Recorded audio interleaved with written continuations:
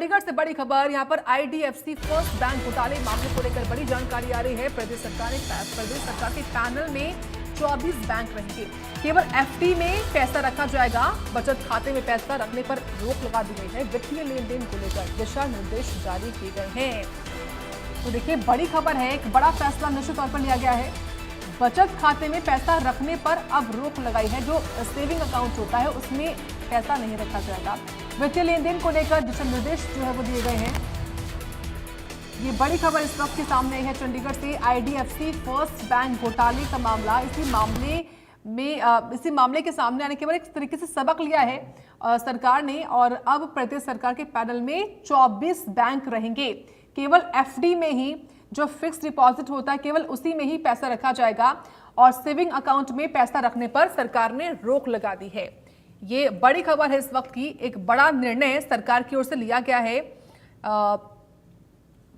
इससे पहले देखिए, कोटक महिंद्रा बैंक भी, फिर आईडीएफसी बैंक भी, जिस तरीके से ये घोटाले हुए, हालांकि सरकार ने अपने अमाउंट को रिकवर कर लिया, लेकिन फिर भी एहतियातन भविष्य में को ध्यान में रखते हुए सरकार ने महत्वपूर्ण निर्णय अब लिए हैं, जिससे जो पैसा है, क्योंकि ये पैसा जनता का ही पैसा है, ये बच सके, सेफ हो सके, इसको लेकर सरकार ने ये जो जानकारी है वो दी है। एक तरीके से निर्देश जो है वो दिए हैं सभी को।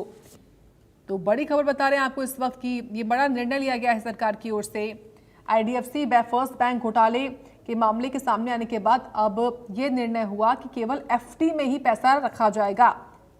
चलिए और जानकारी हम लेते हैं। साहिल रुखाया जुड़ रहे हैं। साहिल, एक बड़ा फैसला है वित्तीय लेन देन को लेकर जो कि सरकार ने लिया है, क्या ये फैसला, विस्तार से बताइए जरा।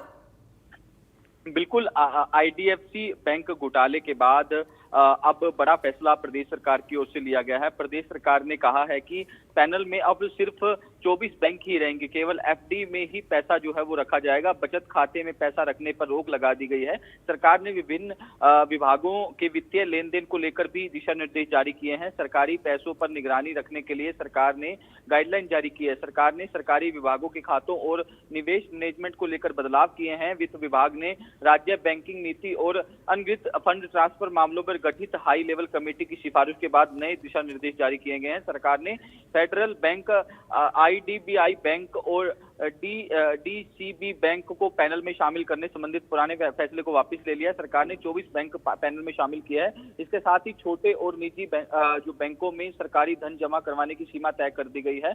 अब सरकारी फंड जो है केवल फिक्स्ड डिपॉजिट या फ्लेक्सी डिजिट को ही रखा जाएगा। बचत खाते या करंट अकाउंट में राशि रखने पर रोक लगा दी है। छोटे बैंकों में निवेश सीमा जो है वो तय, जिस तरीके से बंधन में किसी भी विभाग द्वारा अधिकतम 50 करोड़ रुपए ही जमा करवाए जा सकेंगे। इंस्टॉल स्मॉल फाइनेंस बैंक, जना small finance, Ujjivan small finance bank में जो जिस तरीके से पहले जो है वो डिपार्टमेंट की ओर से किया गया था, जो सार्वजनिक बैंक है उसके भी आंकड़े जो है वो जारी कर दिए गए हैं।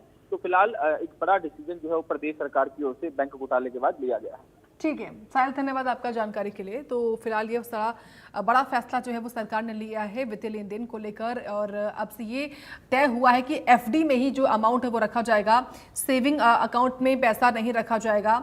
और प्रदेश सरकार का जो पैनल है उसमें केवल 24 बैंक रहेंगे, ये भी तय हुआ है। और